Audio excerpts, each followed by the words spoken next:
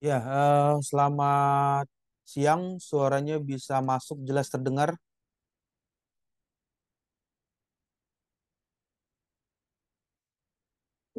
Ya, bisa, Pak. Ya, yang sudah hadir ya di siang hari ini bisa mengaktifkan kameranya untuk mata kuliah siang hari ini. Kita akan membahas mengenai eh, ini ya mesin konversi energi. Karena tadi pagi sudah diceritakan mengenai mesin-mesin fluida.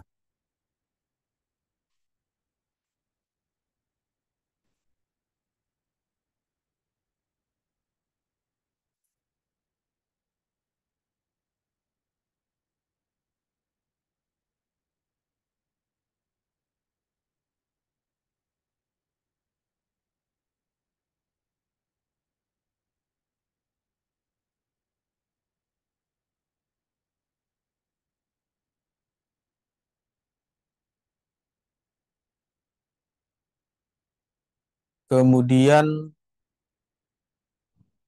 tampilan di layarnya bisa sudah keluar share screen-nya. Oh, sudah, Pak. Ya, ya. Jadi eh, di bagian ini atau di pada siang hari ini untuk mata kuliah MKE ya, mesin konversi energi. Di konversi energi ini ada proses perubahan atau proses pengkonversian dari eh, salah satu energi ke bentuk energi yang eh, lain. Nah, bagaimana proses pengkonversian energi atau pengubahan energi tersebut melalui suatu mekanisme atau cara tertentu. Lalu, apa saja hal-hal yang bisa dilakukan untuk mengkonversikan energi tersebut? Salah satunya dengan menggunakan tools ya atau alat ya yang kalau diartikan berupa mesin.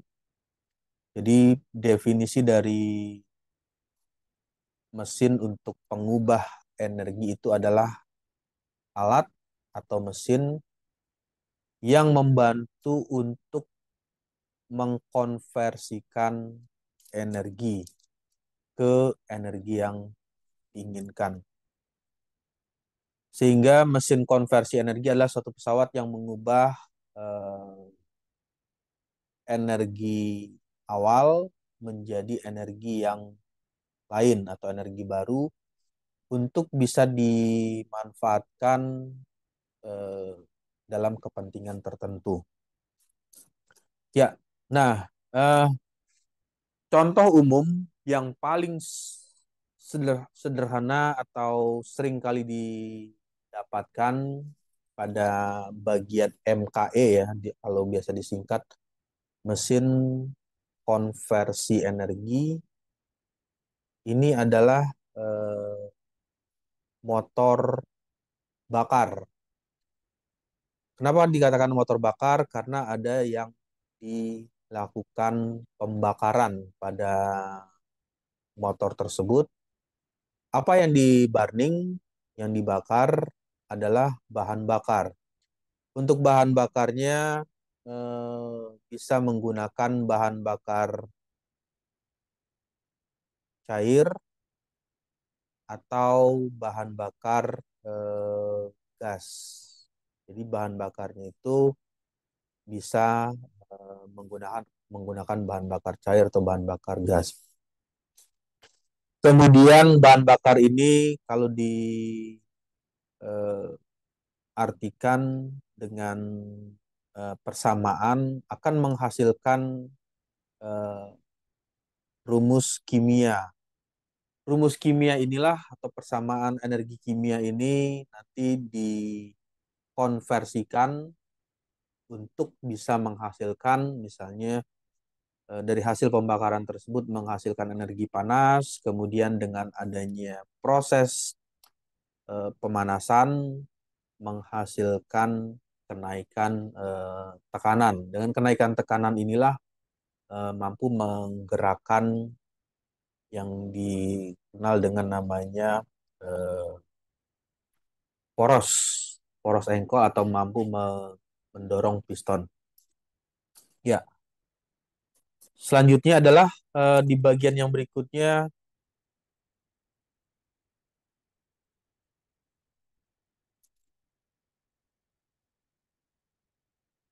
untuk jenis motor bakar ini ada dua kali klasifikasi ya atau pembagian. Yang pertama pembagiannya itu motor pembakaran luar.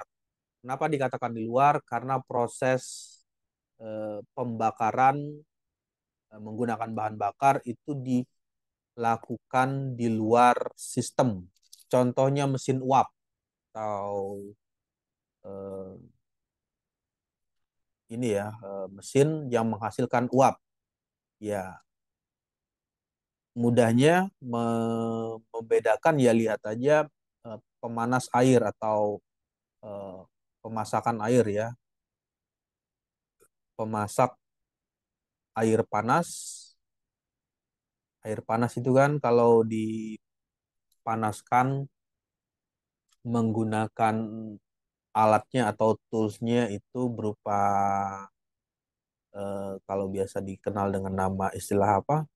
Kompor pemanas ya. Nah, proses pemanasannya itu menggunakan alat berupa kompor atau dari alat ini terjadi proses pembakaran menggunakan bahan bakar. Bahan bakarnya itu berupa minyak, minyak tanah atau gas LPG.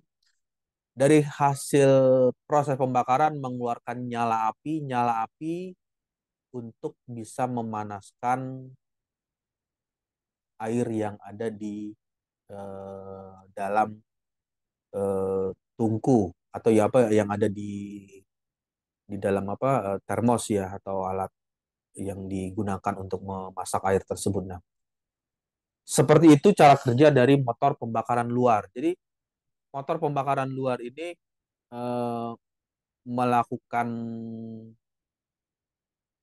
proses pembakaran atau melakukan combustionnya itu tidak di dalam air tersebut atau tidak di dalam eh, tempat untuk memasak air. Kemudian yang selanjutnya ini motor pembakaran dalam. Untuk motor pembakaran dalam contohnya motor bensin dengan bahan bakarnya langsung. Jadi di dalam ruang eh, room chamber ya kalau biasa disebutnya itu ruang ruang bakar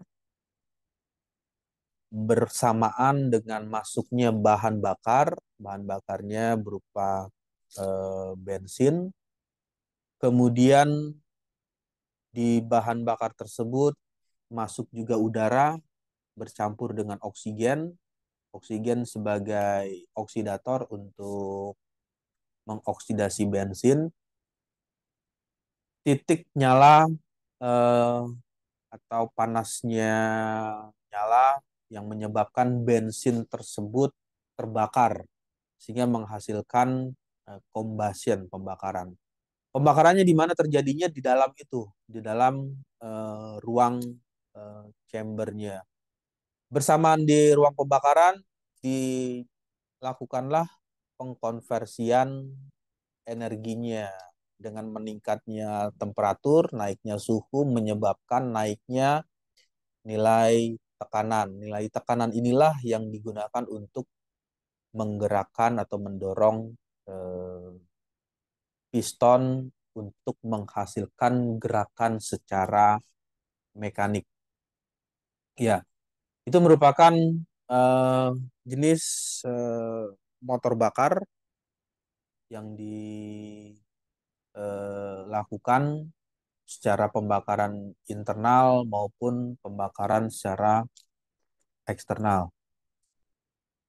Nah, ini adalah gambaran singkat perbedaan antara yang tadi diceritakan itu ada eh, bagian yang dikatakan sebagai pembakaran dalam, internal combustion chamber. Jadi proses pembakarannya itu terjadi di bagian dalam. Ini ada di kondisi eh, A, itu adalah pembakaran yang ada di bagian dalam. Kemudian yang berikutnya adalah kondisi di B. Ini kondisi B, eksternal, combustionnya ada di sini. Ini ada pembakarannya di sini. Lalu kalau yang internal combustion, pembakarannya ada di dalam. Ini adalah sistemnya. Ini adalah sistem. Sistem. Kemudian ini ada dua sistem. Ini ada sistem satu untuk pembakaran di luar. Sistem yang pertama. Kemudian ini ada sistem yang kedua. Jadi ada dua sistem. Sistem satu untuk proses pembakaran, kemudian sistem yang kedua. Dari hasil proses pembakaran ini menghasilkan uap, dan uap inilah yang dipergunakan untuk menggerakkan piston tersebut. Kalau di pembakaran dalam, proses pembakarannya ada di bagian dalam. Ya, suaranya stabil ya, jelas terdengar.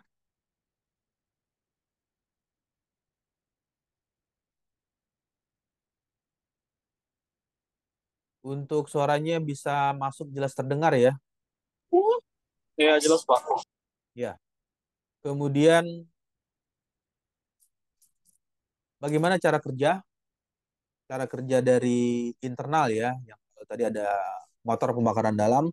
Untuk motor pembakaran dalam, motor 4 langkah atau dikatakan 4 langkah, ada langkah hisap, melakukan penghisapan. Apa yang dihisap? Yang dihisap adalah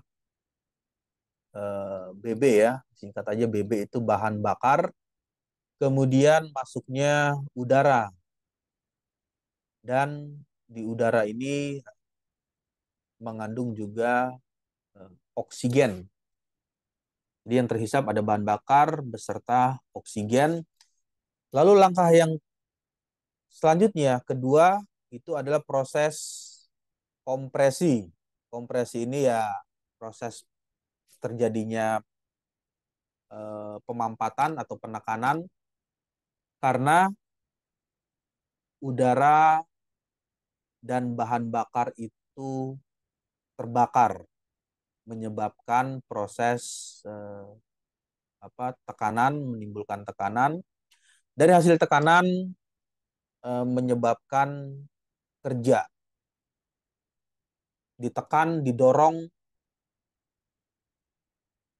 menimbulkan kerja. Nah, proses kerja ini adalah proses pendorongan.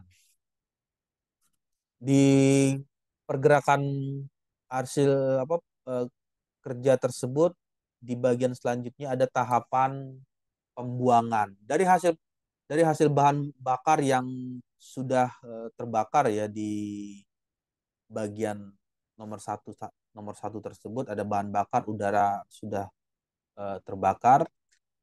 Selanjutnya proses pembuangan.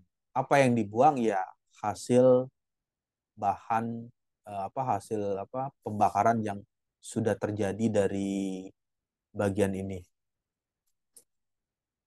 Lalu yang berikutnya ada yang dinamakan eh, dua langkah. Kalau tadi 4 langkah ya, motor 4 langkah, four stroke yang biasa dikenal dengan 4 langkah, empat tahap, dan ini di bagian ini ada 2 langkah.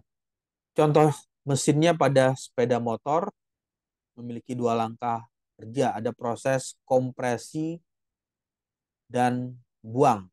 kerja buang. Jadi yang tidak ada itu ada dihilangkan ya. Yang ada itu ada proses kompresi. Nah, ini ada sama dikompresi. Kemudian kerja buang. Jadi dalam satu cycle, kerja buangnya itu dalam satu siklus. Lalu yang langkah hisapnya di mana? Nah, langkah hisapnya juga masuk ke dalam satu cycle ini. Jadi disingkatkan apa? Hisap langsung kompresi, hisap langsung eh, dikompres apa dilakukan kompresi. Itu motor dua eh, motor dua langkah ya, two stroke. Kemudian komponen apa saja yang dimiliki oleh motor bakar ini secara general, secara umum. Yang pertama ada namanya silinder yang biasa dikenal dengan istilahnya itu piston ya. Dikatakan bergerak, gerakannya itu bisa gerak naik turun, ke atas, ke bawah, terus secara kontinu selama motor bakar tersebut dihidupkan, dia akan bergerak terus menghasilkan kerja ya. Ini kerjanya bergerak naik turun silinder. Kemudian piston bergerak dalam silinder untuk menghasilkan gerakan yang mekanik. Lalu ada ruang bakar. Eh, di bagian ini ada proses terjadinya pembakaran. Pembakaran yang dibakar adalah bahan bakar, kemudian ada oksigen. Karena proses pembakaran itu bisa terjadi jika ada bahan bakar dan oksigen. Ini ada teorinya, teori segitiga api ya. Apa proses pembakaran itu akan terjadi pertama jika ada bahan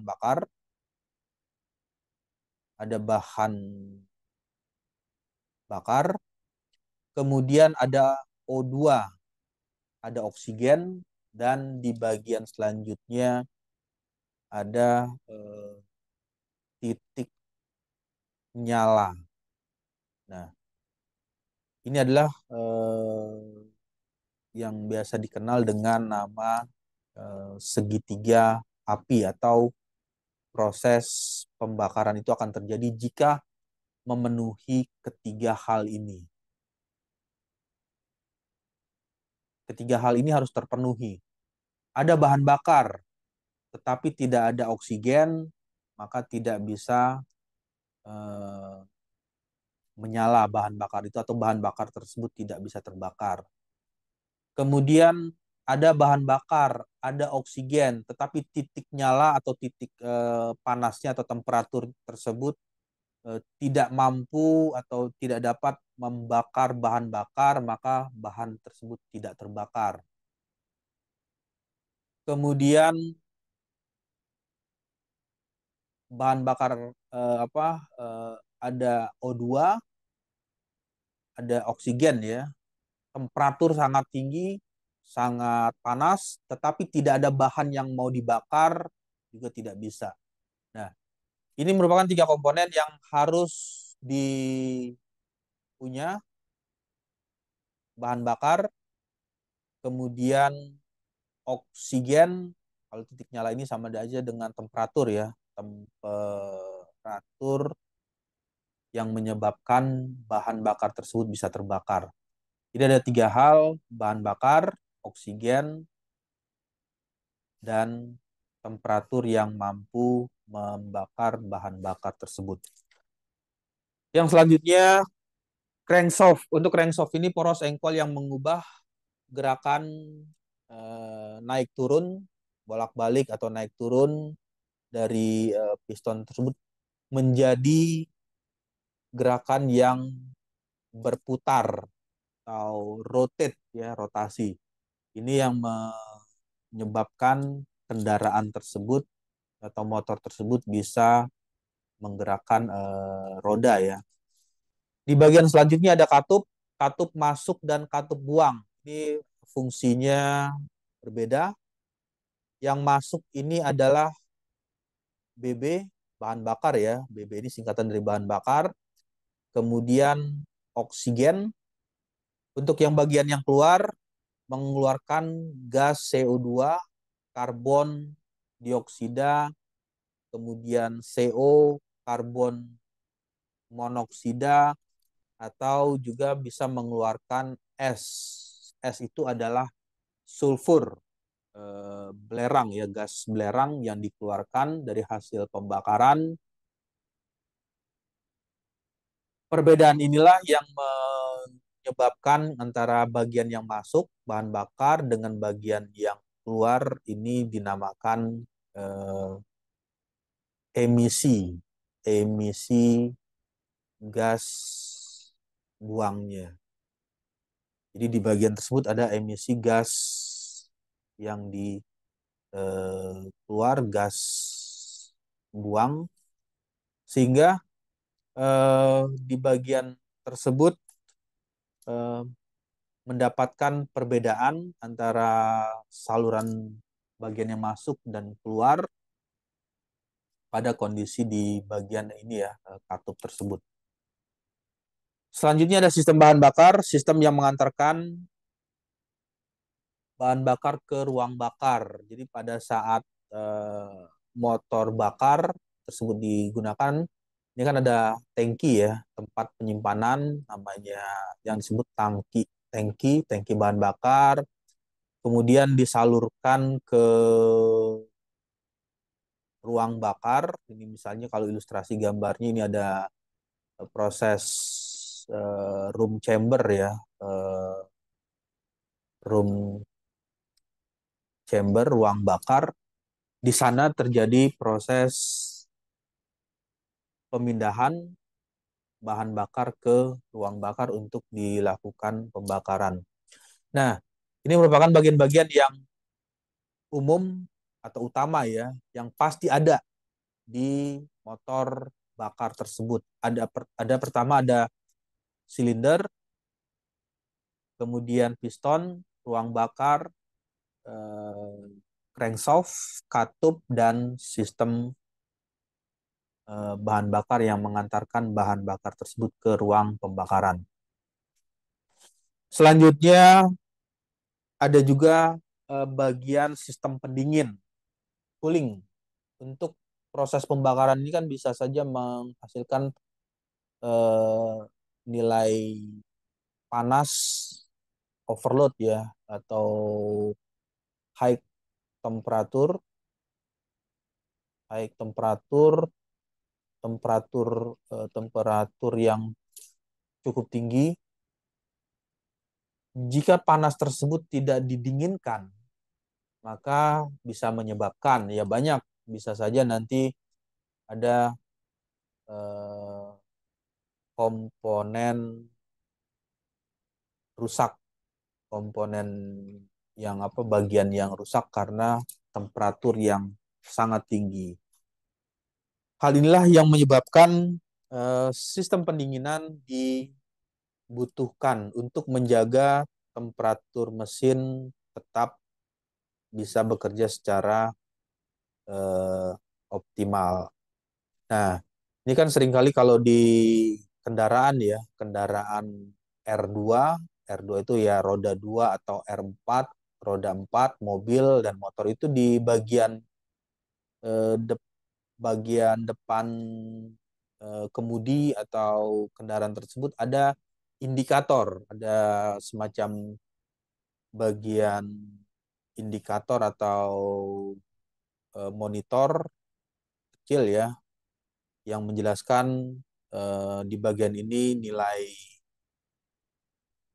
suhu, nilai temperatur, kemudian di bagian ini ada nilai putaran ya, putaran roda dengan satuan itu RPM. Nah, nanti di bagian tersebut bisa memantau apakah mesin ini bekerja secara normal atau bekerja secara tidak normal, itu bisa terlihat di bagian pantauan eh, layar tersebut. Ya, lalu bagaimana cara atau prinsip kerja motor bakar? Yang pertama dihisap.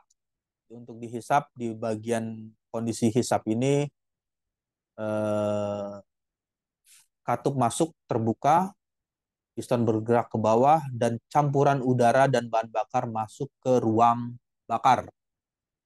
Jadi ada udara dan bahan bakar masuk ke ruang bakar. Kemudian kompresi katup masuk dan ruang tertutup. Katupnya masuk dan ruang dan buang tertutup ya. Ada buang, kondisi pembuangannya itu ditutup oleh valve ya, atau katup. Piston bergerak ke atas dan campuran udara dan bahan bakar dikompresi. Kemudian dari hasil kompresi ini menghasilkan kerja busi memicu keluarnya percikan nyala api untuk membakar campuran udara. Campuran udara itu ada oksigen yang utama ya, karena oksigen menjadi bahan segitiga nyala api tadi. Kalau tanpa oksigen tidak bisa terjadi proses pembakaran. Di campuran udara ini ada kandungan oksigen dan bahan bakar sehingga menghasilkan letupan atau ledakan yang memacu piston untuk turun ke bagian bawah. Selanjutnya, setelah piston tersebut turun ke bagian bawah, katup buang terbuka, piston bergerak ke bagian atas. Dan gas buang dikeluarkan dari ruang bakar. Ini langkah kerja untuk motor bakar 4 langkah atau yang biasa dikenal dengan nama four stroke ya. Jadi ada 4 langkah, langkah 1, langkah 2, langkah 3, dan langkah 4. Jadi ada 4 langkah. Kemudian efisiensi bahan yang digunakan, eh, efisiensi motor bakar adalah perbandingan antara energi, energi itu ya ada hubungannya dengan BB ya. BB itu bahan bakar yang dihasilkan, bahan bakar yang dimasukkan ya, dihasilkan itu artinya dimasukkan ke motor bakar dengan energi yang diinput dari bahan bakar. Upaya untuk meningkatkan efisiensi motor bakar bisa dilakukan pertama dengan cara meningkatkan rasio kompresi. Rasio kompresi. Yang kedua, mengurangi gesekan secara internal, friction ya. Nah, inilah fungsinya oli pelumas. Oli pelumas ya, atau minyak pelumas ya, itu fungsinya untuk membuat eh, motor bakar menjadi lebih efisien. Kemudian yang selanjutnya menggunakan bahan bakar yang lebih efisien. Apa yang dimaksud dengan bahan bakar yang lebih efisien? Ini nanti ada hubungannya dengan oktan number.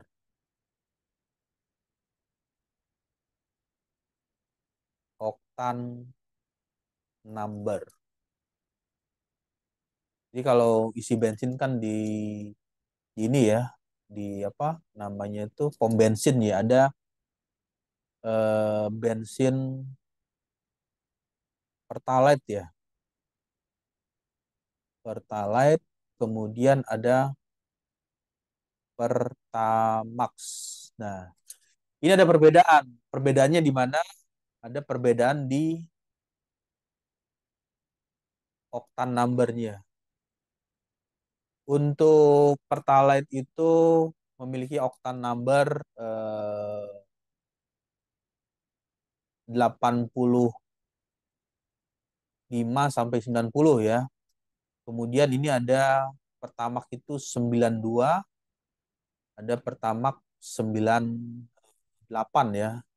Nah, lalu apa fungsinya oktan number ini? Untuk oktan number semakin tinggi nilai eh, angka oktan itu tadi ada angka 90, kemudian angka 92, itu mempunyai arti semakin tinggi oktan numbernya, maka menghasilkan nilai apa kondisi terbakarnya itu akan lebih lama. Jadi kalau diartikan semakin tinggi nilai oktan, itu proses pembakarannya lebih lama. Nah, karena proses pembakarannya lebih lama, dia menghasilkan efek apa namanya kompresi yang lebih kuat atau menghasilkan daya dorong yang lebih besar. Sedangkan untuk oktan number yang 90 itu lebih mudah terbakarnya. Ketika dilakukan proses pembakaran, dia mudah terbakar. Karena dia mudah terbakar, maka efek kompresi yang kerja yang diberikan lebih singkat. Nah, 90 dan 92 ini memiliki perbedaan. Untuk 92 itu lebih sesuai untuk motor bakar yang memiliki kondisi kerja atau tenaga yang besar, sedangkan yang 90 ini untuk kondisi motor yang eh, membutuhkan kerja yang lebih kecil ya. Maksudnya kalau kan ada mobil atau motor ya, motor seperti motor Honda Beat itu cocok untuk menggunakan bensin Pertalite. Tapi kalau misalnya motor besar ya seperti moge ya, motor gede atau motor dengan kapasitas badan motornya itu yang besar, maka akan lebih bagusnya itu menggunakan bahan bakar yang memiliki eh, oktan number yang besar juga, Pertamax. Nah, ini fungsinya di situ.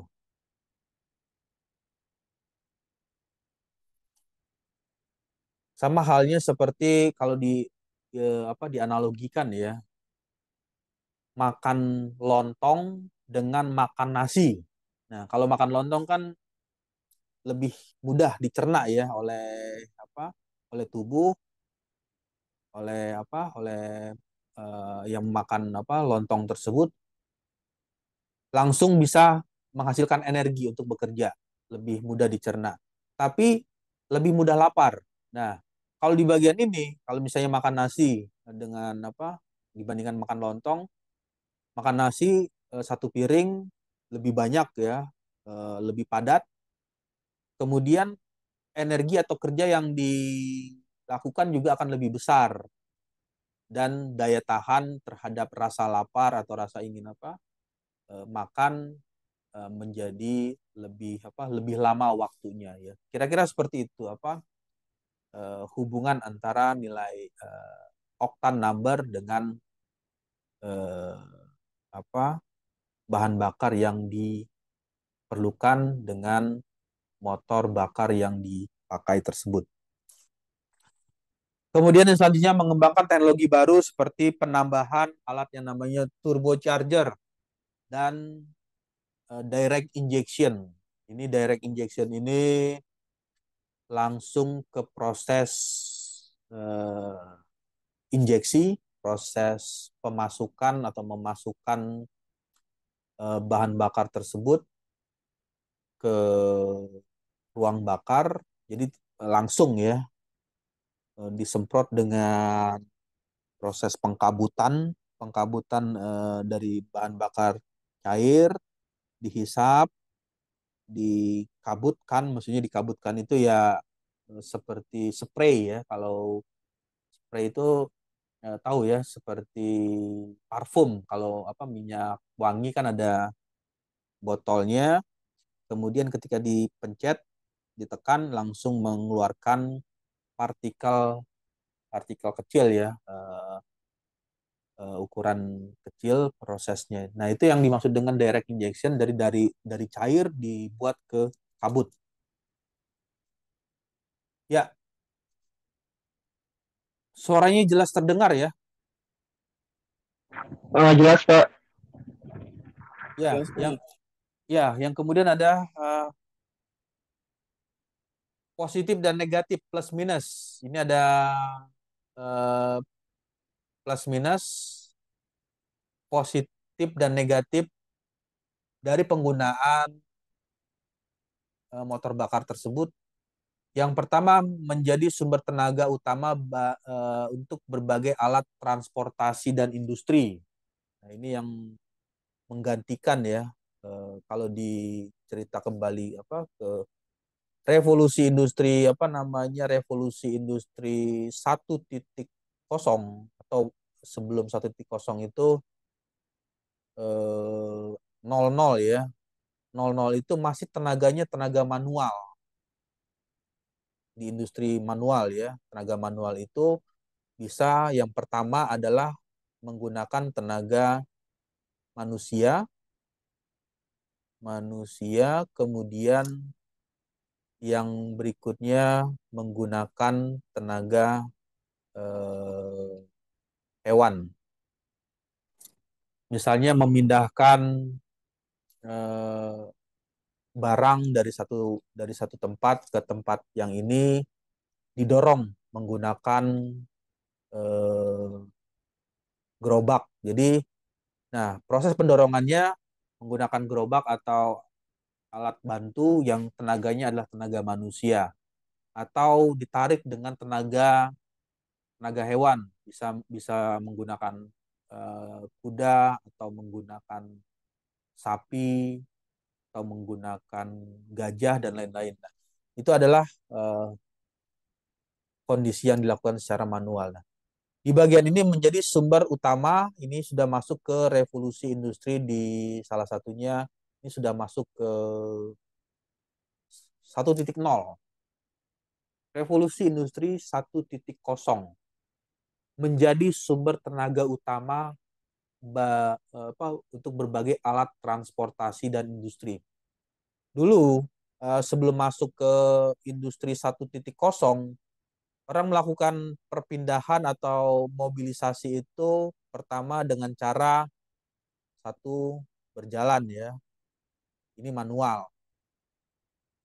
Yang kedua, dengan cara naik kuda, atau naik macam-macam ya. Kalau di gurun, gurun pasir ya itu naik onta, atau naik kuda kalau ada hewan apa, hewan kuda, atau naik binatang yang lain, misalnya naik sapi, atau naik kerbau, atau naik gajah. Ketika sudah masuk di revolusi industri 1.0, nah, yang awalnya berjalan, yang awalnya menggunakan apa namanya tenaga manual ya, ini berubah semuanya menjadi eh, penggeraknya berupa motor bakar, untuk memindahkan satu kondisi atau satu apa keadaan dari posisi pertama ke posisi kedua, berpindah dengan cara misalnya eh, menggunakan kereta api. Kereta api, atau yang biasa dikenal dengan proses apa, lokomotif ya, menggunakan apa, lokomotif sebagai alat transportasi. Apa yang dibakar ya, terjadi tadi ada proses pembakaran secara internal, atau proses pembakaran secara eh, eksternal. Kemudian di bagian selanjutnya itu sisi positifnya ya, menjadi sumber pengganti pengganti sumber utama, eh, yang awalnya manual berubah menjadi tenaga mesin. Lalu yang selanjutnya mempercepat. Kalau bisa dibayangkan ya,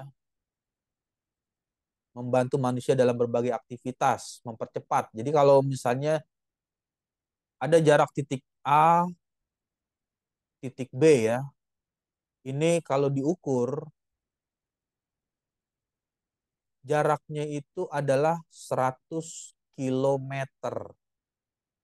100 kilometer. Kalau jalan kaki atau berjalan menggunakan menaiki kuda atau menaiki hewan, berapa lama waktu yang dibutuhkan untuk menempuh jarak eh, sejauh ini ya, 100 kilometer. Tetapi kalau misalnya menggunakan alat bantu berupa mesin, mesin motor ini, misalnya menggunakan mobil, ini jalan tol ya, jalan tol dengan jarak 100 kilometer, lalu mobil tersebut dipacu dengan atau dikemudikan dengan kecepatan yang konstan, dengan kecepatan di speedometernya itu 100 kilometer per jam. Jarak 100 kilometer bisa ditempuh dengan waktu 1 jam. Nah, inilah yang menjadikan hal tersebut membantu manusia atau aktivitasnya menjadi lebih cepat. Itu sisi ini ya, sisi uh, positifnya. Ada hal yang positif, pasti ada hal yang kurang atau negatif yang ditimbulkan dengan adanya ini teknologi motor bakar tersebut. Yang pertama, karena prosesnya itu ada proses pembakaran, pasti menghasilkan emisi atau gas buang yang menyebabkan kontribusi terhadap perubahan iklim. Ya, mudahnya kalau di Jakarta terjadinya polusi udara. Jadi banyaknya polusi udara ya kalau di kota-kota besar. Beda halnya kalau di daerah atau di kampung, di desa, di tempat yang masih rimbun, banyak tanaman, maka pembuangan dari proses penggunaan atau bahan bakar yang digunakan ini dari motor bakar tersebut akan lebih rendah. Itu adalah sisi kurangnya. Menghasilkan polusi udara yang membahayakan kesehatan manusia, jelas. Nah, ini yang seringkali dipantau ya terhadap kendaraan-kendaraan yang uji emisinya atau uji kelayakan, apakah kendaraan tersebut masih layak digunakan, masih layak untuk dipakai. Yang pertama dilakukan pengujian berapa banyak kandungan karbon atau berapa persen kandungan karbon, berapa persen kandungan CO2, berapa persen kandungan eh, sulfur, belerang, kemudian gas yang lain atau gas yang sulit untuk dicerna oleh lingkungan dan bisa membahayakan ekosistem. Itu adalah sisi negatifnya. Ya, yang selanjutnya adalah cycle. Ini merupakan siklus dari motor bakar tersebut yang digunakan. Apakah menggunakan cycle atau siklus ya itu sama eh, siklus bensin atau yang biasa dikenal dengan nama siklus Otto atau bensin. Kemudian apa yang membedakan antara siklus Otto dengan siklus diesel? Ada perbedaan yang salah satunya itu yang membedakan adalah ketika menggunakan bahan apa bakar yang bersumber dari bensin, ini proses pembakarannya lebih cepat, proses burningnya ya, proses pembakarannya lebih cepat, tetapi eh, tenaga atau kompresi yang dilakukan dari proses pembakaran tersebut eh, lebih rendah nilainya atau tenaga apa kompresinya jika dibandingkan dengan tenaga diesel. Nah, hal inilah yang menjadikan kenapa kalau kendaraan-kendaraan eh, besar ya seperti mobil truk truk apa tronton ya yang membawa membawa apa barang-barang besar seperti eh, minyak atau misalnya membawa kontainer itu selalu menggunakan bahan bakarnya diesel, apa menggunakan mesin diesel atau solar, tidak menggunakan motor bensin. Karena kalau menggunakan motor bensin cepat proses pembakarannya tetapi tenaganya kurang. Kompresinya untuk bisa mengangkat atau mendorong dengan beban yang tinggi itu kurang. Nah, nanti kita coba eh, bahas mengenai siklus tersebut. Untuk siklus bensin ini adalah gambarnya ya. Tampilan share screen-nya bisa masuk jelas terlihat ya. Jelas Pak, jelas. Ya, di bagian ini ada cycle bensin, siklus bensin atau siklus Otto. Yang pertama ada eh, gambarnya tekanan. Ini ada hubungan antara nilai tekanan dan volume. Grafik ini menjelaskan grafik tekanan dan volume. Ini ada nomor ya atau nilai 0, 1, 2, 3, 4. Ya. Apa artinya? Artinya ketika kondisi 0 berarti dari titik sini ya. Ini ilustrasinya ya. Ini piston ini masih di sini di TMA ini di sini. Ketika proses pergerakan dia membesar berarti menghisap. Apa yang dihisap? Yang dihisap itu adalah oksigen dan bahan bakar. Ada proses hisapan, tekanannya masih sama, belum belum ada kenaikan tekanan. Jadi dihisap di sini, ngisap-ngisap sampai titik B, TMB, titik kalau diartikan itu apa? Titik mati bawah ya, atau titik titik atas, titik mati atas, atau titik motor ya, titik motor bawah, titik motor atas. Di sini dihisap udara dan bahan bakar masuk, ini juga bergerak ya, dihisap. Jadi ada eh, ininya masuk, masuk dari sini, masuk ke sini, dihisap dengan udara dan bahan bakar. Kemudian ada proses penyalaan atau percikan apa nyala api ya atau naiknya naiknya nyala api tersebut, keluarlah percikan nyala api atau nyala api ini menyebabkan bahan bakar dan udara yang sudah masuk terhisap tadi menjadi terbakar. Nah, karena terbakar, apa yang terjadi dari posisi satu ke dua? Ini dari ini gambarnya terlihat jelas ya. Jelas Pak. Dari satu ke dua, ini kan satu ke dua ya. Bahan bakar yang terbakar tadi menyebabkan atau menimbulkan tekanan meningkat.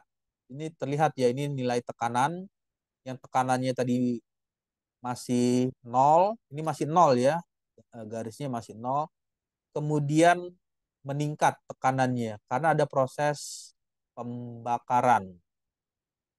Nah, dari proses pembakaran ini menghasilkan panas. Ini ya, menghasilkan panas ya dari proses pembakaran. Ini menyebabkan tekanan meningkat. Kemudian tekanannya meningkat, menghasilkan panas. Nah, panasnya ini menyebabkan tekanannya semakin meningkat dan menghasilkan eh, gerak atau yang tadi dinamakan dengan kerja. Ya apa menggerakkan piston tersebut atau mendorong ya, mendorong piston tersebut untuk bekerja. Dari proses 3 ke 4. Nah, di 3 ke 4 ini turun.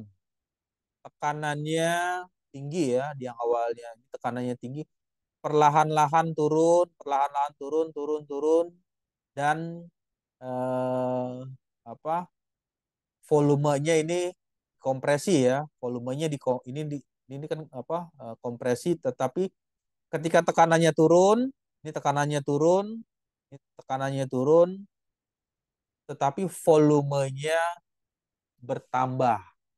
Apa yang bertambah? Ya, ada proses udara masuk lagi. Jadi udara dan bahan bakar tersebut masuk lagi. Kemudian di bagian ini terjadilah proses pembuangan panas.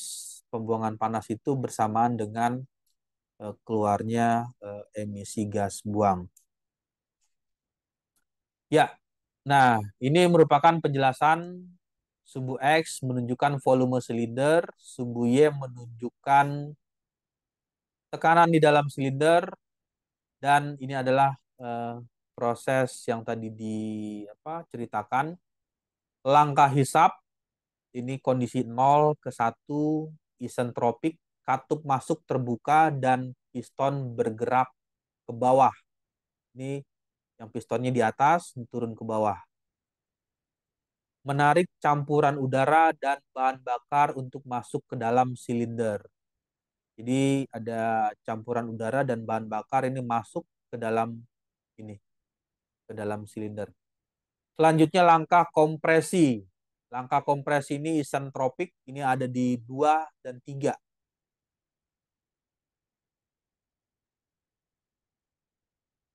Langkah 2 dan 3 ini 2 dan 3 apa namanya? Ini ya 1 2 ya. 01 01 itu langkah hisap, langkah kompresi itu di sini.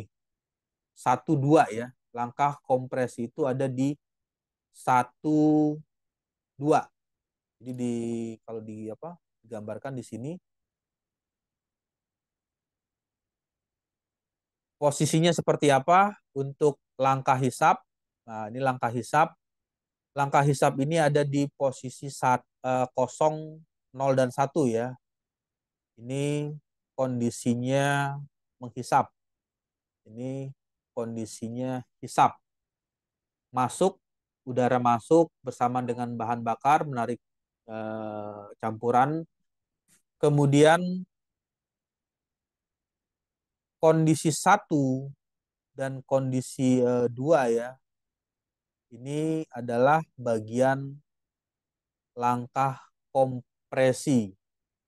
Di bagian ini katup masuk dan keluar tertutup dan piston bergerak ke atas mengkompresi campuran udara dan bahan bakar. Karena ada proses kompresi menyebabkan ini garisnya itu garis ini ya, garis nilai tekanannya itu yang awalnya 0 naik naik naik naik naik menjadi ke bagian nilai peningkatan ya, nilai 2 naik ke atas. 2 dan 3 itu adalah proses combustion, proses pembakaran. Jadi kalau digambarkan, ini ada proses gambar ya. Di gambar ini ada titik 2 dan titik 3. Ini merupakan proses langkah pembakaran. Langkah pembakaran busi memicu percikan api. Jadi eh, fungsi dari busi motor itu untuk menghasilkan nyala api atau percikan api. Sama seperti menyalakan apa namanya kompor gas ya. Kan kalau kompor gas juga ada percikan api, ada bahan bakar yang keluar, ada percikan api, maka eh, percikan api tersebut menyambar bahan bakar tersebut, terjadilah pembakaran. Nah, di bagian ini juga sama seperti itu, ada busi memicu eh, percikan api yang membakar campuran udara dan bahan bakar, menyebabkan ledakan. Jadi ada bagian yang meledak. Meledaknya itu ya bukan dalam arti sampai apa motor tersebut rusak ya, tapi diartikan bahwa bahan bakar bakar tersebut cepat terbakar. Nah, ketika bahan bakar itu sudah terbakar menghasilkan panas, di bagian ini ada panas. Nah, ini ada nilai Q. Panas menyebabkan tekanan tinggi. Dengan adanya panas menimbulkan naiknya tekanan. Nah, ini ada proses naiknya tekanan dari 2 ke 3. Itu menyebabkan tekanan. Gas panas mengembang mendorong piston turun ke bawah dan menghasilkan tenaga. Lalu yang selanjutnya 3 ke 4. Nah, ini ada 3 ke 4 langkah pembuangan. Katup buang terbuka dan piston bergerak ke atas mendorong gas buang keluar dari posisi 4 langsung ke kondisi 1 lagi.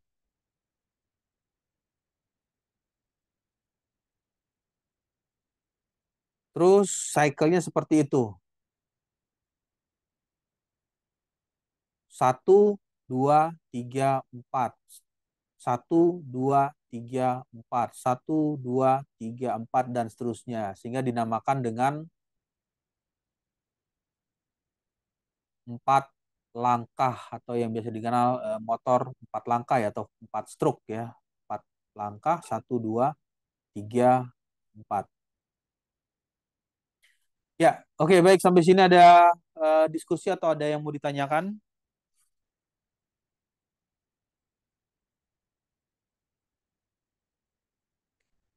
Suaranya masuk jelas terdengar ya? Iya Pak, jelas Pak. Jelas Pak.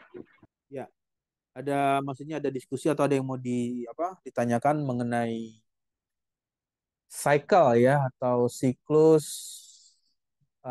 bensin atau siklus Otto untuk 4 langkah. Ya,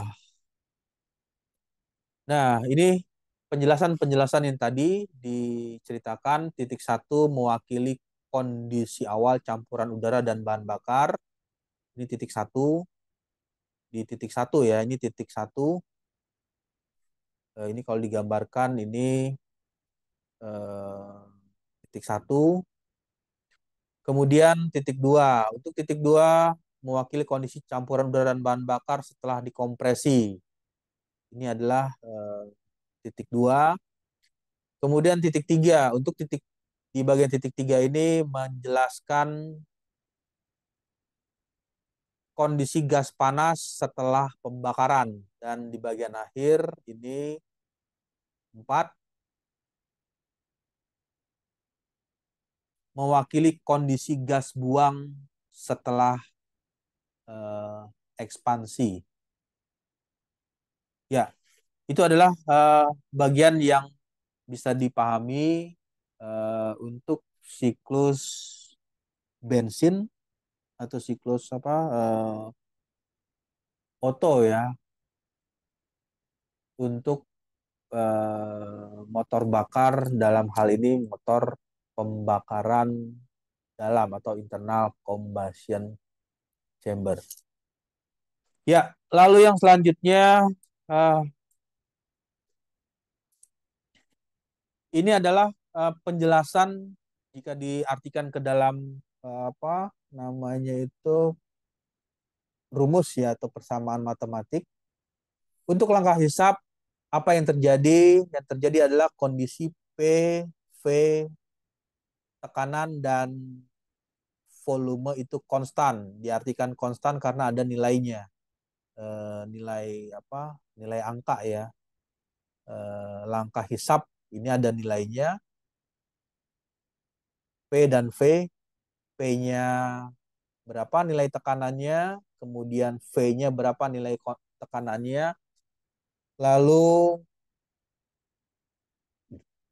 ini lambda adalah rasio spesifik panas pada tekanan konstan. Nanti bisa dihitung nilai Cp dan Cv. Merupakan konstanta untuk gas ideal. Selanjutnya adalah yang kedua, langkah kompresi isentropik. Ini ada di titik 2. Udara dan bahan bakar yang telah dihisap kemudian dikompresi oleh piston. Persamaannya menjadi, ini masih sama ya, masih tetap konstan. Nanti bisa dilihat berapa besar nilai volume dan berapa besar nilai tekanan. Langkah pembakaran itu ada di bagian ini. Ini ada 3. Langkah pembakaran, reaksi pembakaran ini meningkatkan tekanan secara signifikan. Jadi tekanannya naik, tetapi volumenya tidak bertambah. Di bagian ini tekanannya naik, ini tekanannya naik ya, naik vertikal ya, naik ke atas, tetapi volumenya masih konstan. Volumenya masih konstan. Yang berarti tidak ada perubahan volume dalam langkah tersebut. Terakhir di posisi 4, ini adalah proses pembuangan. Langkah terakhir adalah membuang gas sisa hasil pembakaran dari dalam silinder. Persamaan untuk langkah pembuangan juga dapat dinyatakan sebagai PV yang konstan. Ya, itu adalah siklus bensin. Lalu bagaimana dengan cycle Otto? Siklus diesel ya. Kalau tadi ini bensin atau sama aja dengan cycle Otto atau siklus Otto. Kemudian untuk siklus diesel nanti ya, siklus diesel nanti lihat ya, ini siklus bensin ini seperti ini gambarnya, gambar siklus bensin.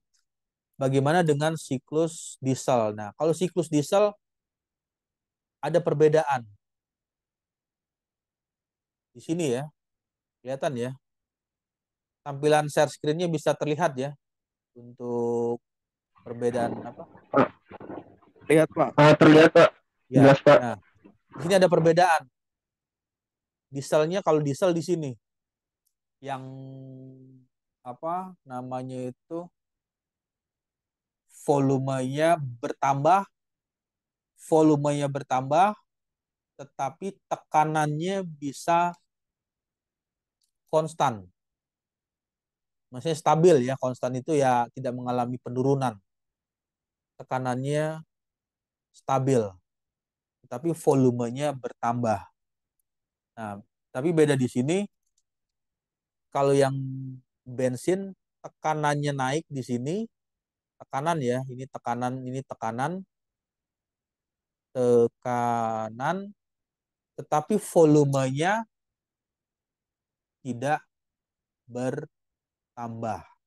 Kalau di diesel, siklus diesel, tekanannya stabil, tapi volumenya bertambah. Nah, inilah yang menyebabkan tenaga dari diesel itu Ini kan tenaganya kan udah tenaga maksimal, tenaga paling atas ya, maksimal. Sehingga kalau mendorong apa beban ya, beban misalnya membawa truk kontainer atau truk yang isinya itu barang-barang berat, ya dorongannya atau tekanannya itu tidak mengalami penurunan di kondisi B dan C, ini stabil terus. Terus kemudian di bagian tersebut ada posisi power stroke, ini proses pembuangan. Kemudian di bagian atas lagi naik lagi ke atas, cycle-nya itu stabil terus secara eh, continue. Sumbu X merepresentasikan volume silinder, lalu di bagian sama ya, kalau yang tadi untuk motor siklus bensin juga sama, X menjelaskan volume silinder, Y menjelaskan tekanan dalam silinder. Ini sama kondisinya 4 cycle, 4 siklus. Untuk kompresi isentropik, piston bergerak ke atas, berarti dari bawah ya, menghisap ya. Bergerak ke atas, mengkompresi udara di dalam silinder. Proses ini adiabatik, tidak ada perpindahan panas. Jadi prosesnya ini cycle-nya ini A ke B, kompresi isentropik. Di sini ada gambar A ya, gambar A, titik A, B itu kompresi isentropik atau adiabatic compression. Tidak ada perpindahan panas. Jadi panas belum langsung terbakar ya secara sempurna, perpindahan panasnya belum terlalu besar, tidak ada perpindahan panas, dan reversible isentropik yang berarti tekanan dan suhu mengalami peningkatan. Di bagian ini tekanannya itu mengalami peningkatan. Kemudian penambahan panas dan tekanan konstan B dan C. B dan C ini adalah penambahan panas. Panasnya bertambah, tekanannya konstan. Konstan itu ya sama aja dengan stabil ya. Kondisi B dan C ini tidak mengalami perubahan, tekanannya stabil. Bahan bakar diinjeksikan ke dalam silinder dan terbakar secara spontan karena suhu dan tekanan yang tinggi. Piston terus bergerak sedikit ke atas saat bahan bakar terbakar dan tekanan tetap konstan. Nah, tekanannya tetap konstan dari kondisi B ke kondisi C. Ya, lalu yang selanjutnya setelah kondisi tersebut, kondisi ekspansi isentropik. Gas panas mengembang, ini ada kondisinya di bagian ini ya. C ke D ya. Tadi B ke C sudah. Sekarang C ke D, power stroke. Ekspansi isentropik, gas panas mengembang, mendorong piston ke bawah. Pistonnya ke bawah. Nah, ini pistonnya, karena pistonnya ke bawah, yang terjadi adalah volumenya bertambah dan melakukan kerja. Jadi pistonnya turun ke bawah, power stroke, langkah power. Apa yang terjadi menyebabkan volumenya bertambah. Lalu yang selanjutnya di bagian berikutnya katup buang terbuka. Katup buang terbuka ini adalah posisi D ke A. Ini ada kondisi DA, ini adalah katup buang terbuka dan panas berpindah dari gas panas ke lingkungan pada volume konstan. Nah, ini yang dimaksud dengan volumenya konstan. Ini V ya, volumenya konstan. Konstan itu ya stabil, tidak mengalami perubahan. Jadi kalau di bagian ini misalnya nilai volumenya 10, kemudian kondisi D ke A ini volumenya tetap sama, volumenya konstan, tetapi yang terjadi adalah tekanannya ini ya, ini kan tekanan nih, tekanannya ini terjadinya penurunan, tekanan mengalami penurunan bersamaan dengan suhu juga mengalami eh, penurunan berbarengan dengan saluran exhaust, saluran keluar.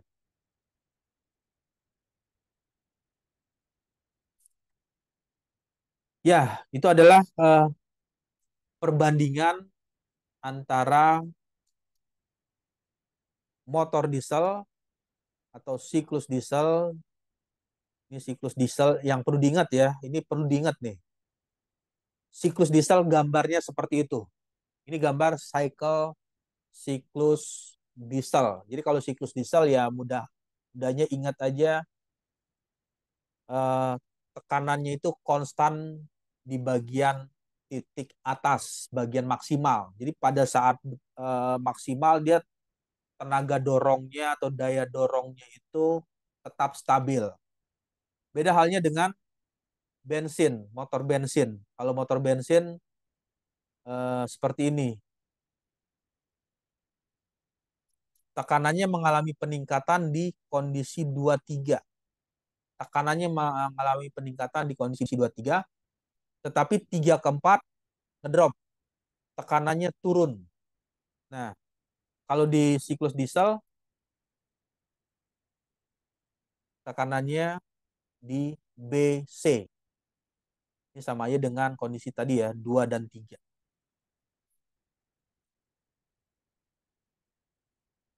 Ya, oke, baik. Sampai sini ada pertanyaan atau ada yang mau didiskusikan? Suaranya jelas terdengar ya? Iya Pak, jelas Pak.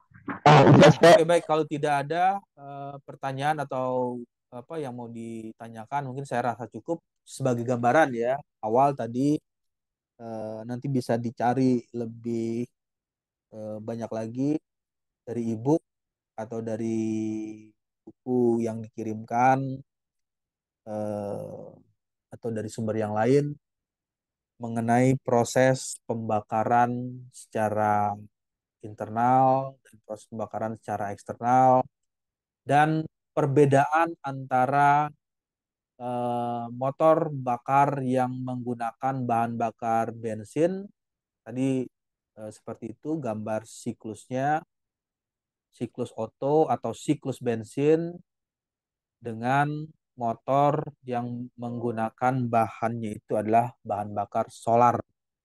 Di bahan bakar solar ini terlihat jelas bahwa tekanannya stabil di tekanan puncak. Jadi pressure-nya untuk mendorong itu tekanannya stabil di apa tekanan puncak. Sedangkan kalau di motor bensin tekanannya itu stabil, bukan stabil, maksudnya mengalami peningkatan hanya terjadi ketika adanya proses setelah terjadinya proses pembakaran 2 dan 3. Ya, oke, baik. Kalau tidak ada pertanyaan atau diskusi mungkin saya rasa cukup ya untuk perkuliahan mesin konversi energi yang sudah dibahas tadi mengenai internal combustion chamber.